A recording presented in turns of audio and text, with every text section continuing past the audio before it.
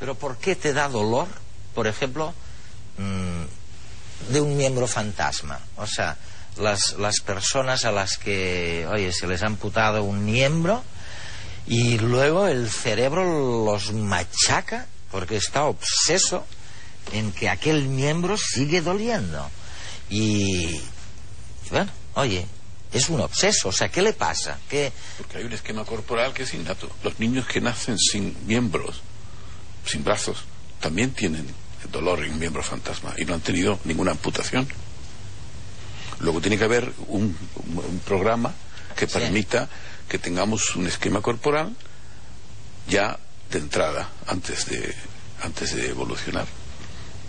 Ahí la palabra obsesión está muy relacionada con la palabra memoria. Es decir, tenemos obsesiones porque nos acordamos y tenemos recuerdo de cosas que hemos hecho anteriormente. Y efectivamente, una de las claves principales en los pacientes que sufren amputaciones y que luego tienen como consecuencia de ello la percepción del miembro fantasma es precisamente el haber grabado de una forma muy vívida antes de esa amputación su propio esquema corporal. Es decir, lo único que está haciendo el cerebro es revivir de alguna manera ese miembro antes de ser amputado, antes de ser separado del cuerpo. Oye, ¿y cómo puedes amputar un miembro fantasma?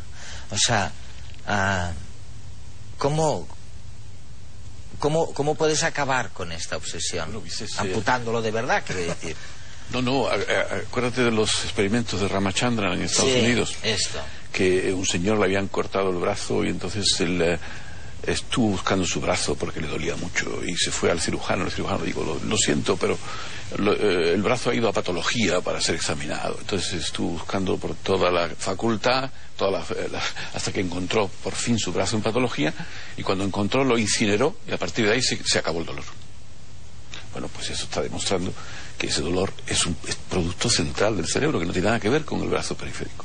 Os voy a pasar un reportaje, porque si es verdad que esto es un parlamento, vamos, que aquí hay un parlamento en donde están representados todos los dolores de todos los lugares, espacios del cuerpo, a veces hay un follón en el lugar en que está cada órgano, y es lo que intentamos explicar con este reportaje.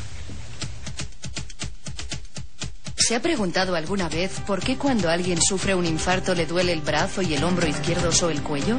¿O por qué se sufren síntomas similares cuando hay una herida en el bazo? El dolor no siempre se corresponde con el órgano dañado. En realidad, es el cerebro el que fabrica nuestras sensaciones corporales y no da la misma importancia a unas partes o a otras. Así, sentimos más intensamente en la boca, la cara o el pulgar. Y en cambio, notamos menos la pierna o el brazo. Incluso hay algunas zonas no representadas en absoluto.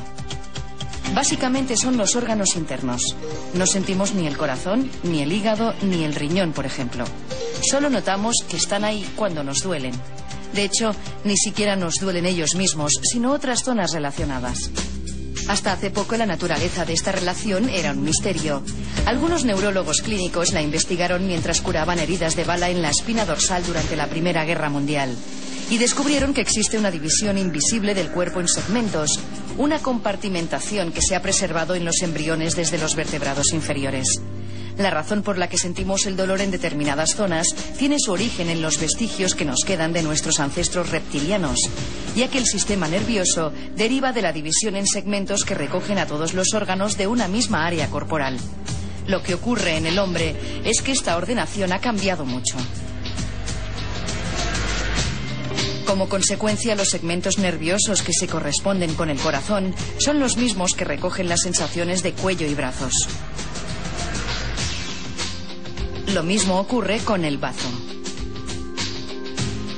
Por otra parte, una piedra que viaja desde el riñón por el uréter puede producir dolor desde el costado hasta la punta del pene.